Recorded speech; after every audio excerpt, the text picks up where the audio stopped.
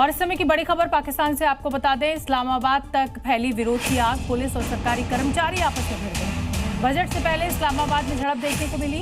वेतन बढ़ाने की मांग कर रहे हैं कर्मचारी। पेंशन में 100% बढ़ोतरी की भी मांग। देश भर से सरकारी कर्मचारी अब इस्लामाबाद पहुंचे।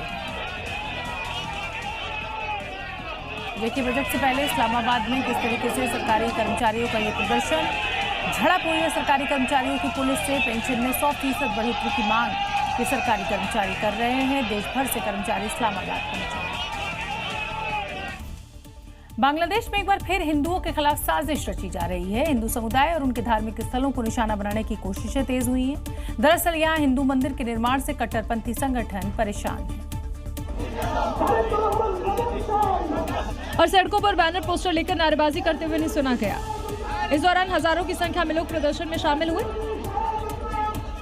दरअसल यहाँ एक विशाल और भव्य हिंदू मंदिर का निर्माण किया जा रहा है, जिसमें हिंदू देवी देवताओं की विशालकाय प्रतिमा लगाई गई है। जैसे ही सोशल मीडिया पर एक खबर वायरल हुई, कट्टरपंथी बौखला गए। सोशल मीडिया से लेकर जमीन तक इस प्रोजेक्ट के खिलाफ जहरीला प्रोपेगेंडा चलाया जा रहा है। भड़काऊ पोस्ट साझा करके इलाके में सांप्रदायिक और धार्मिक तनाव फैलाने की कोशिश की जा रही है। इस मामले की गंभीरता को देखते हुए प्रशासन ने मंदिर निर्माण पर रोक लगा दी है। यानी बांग्लादेश में एक बार फिर से कट्टरपंथी सरकार पर दबाव बनाकर हिंदू को टारगेट करने की योजना पर काम कर रही है। रूस के मुद्दे पर भारत को घेरने की कोशिश कर रहे यूरोप को भारत ने एक बार फिर आईना दिखाया है। फिनलैंड में जब कार्यक्रम में रूसी तेल खरीदने को लेकर एस जयशंकर से सवाल पूछा गया तो उन्होंने अपने जवाब से सबकी बोलती बंद कर दी और कहा कि भारत के हथियारों से कभी भी यूरोप के किसी भी देश पर हमला नहीं हुआ, लेकिन यूरोप ऐसा नहीं करता है। Europeans sell weapons which are used to attack India. Not now, for many years. We Indians have never done anything to endanger Europe. बता दें कि विदेश मंत्री ने ये बातें फिनलैंड में कुलतारंता टॉक्स के दौरान कही, जहां जयशंकर के दो टूक जवाब से थोड़ी देर के लिए सन्नाटा छा गया। बता दें कि भारत रूस से तेल आयात करता है, जो लगभग 25 लाख बैरल प्रतिदिन तक पहुंच गया है। ऐसे में रूस भारत का सबसे बड़ा तेल आपूर्तिकर्ता बन गया है। लेकिन ये बात यूरोप को खटकने लगी है। लेकिन विदेश मंत्री ने भी उन्हें सबके सामने खरी खोटी सुना दी। पीओके में मुनीर की सेना किस तरह जल्लाद बनी हुई है, इसकी तस्वीरें लगातार सामने आ रही हैं। प्रदर्शन को दबाने के लिए बेगुनाहों पर फायरिंग की जा रही है, जिसकी तस्वीर दुनिया देख रही है। पीओके से क्रूरता की आपबीती भी सामने आ रही है, जिसे सुनकर देखकर किसी का भी कलेजा कांप जाएगा। क्योंकि मुनीर अंडामी किसी भी तरीके से प्रदर्शन को दबाने में जुटी है और इसके लिए हथियार थामे पाकिस्तान के जल्लाद निर्दोषों पर फायरिंग कर रहे हैं, जिसमें अब तक 15 से ज्यादा मौत तो 30 से ज्यादा घायल हो गए। अब इस क्रूरता की कहानी खुद पीओके के लोग बयां कर रहे हैं।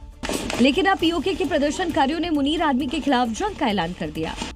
मुनीर जिस प्रदर्शन रूपी शोले को बुझाना चाहता था, वो अब आग बन गई है, जिसकी चपेट में वो खुद भस्म होगा। हिंदुस्तान की ताकत अब समुद्र में भी बढ़ रही है। अगर समुद्र में दुश्मन ने कोई भी हिमाकत की तो K-15 सागरिका मिसाइल पलक झपकते ही दुश्मनों की धज्जियां उड़ा देगी। डॉक्टर APJ अब्दुल कलाम साहब के नाम पर बनी ये मिसाइल पानी के नीचे दुश्मनों के लिए साक्षात काल है।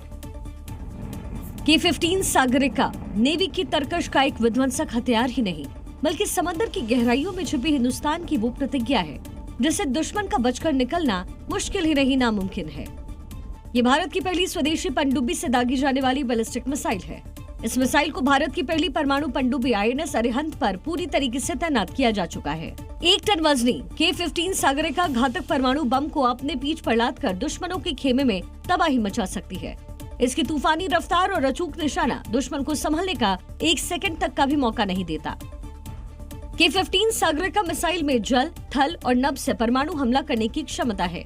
इसकी मारक क्षमता तकरीबन 750 किलोमीटर है। ये 1000 किलोग्राम तक परमाणु हथियार ले जाने में पूरी तरीके से सक्षम है। यही वजह है कि K-15 सागरिका मिसाइल को हिंद महासागर में चीन की घुसपैठ और पाकिस्तान की नापाक हरकतों के खिलाफ भारत का सबसे बड़ा डेटरेंस हथियार माना जा रहा है।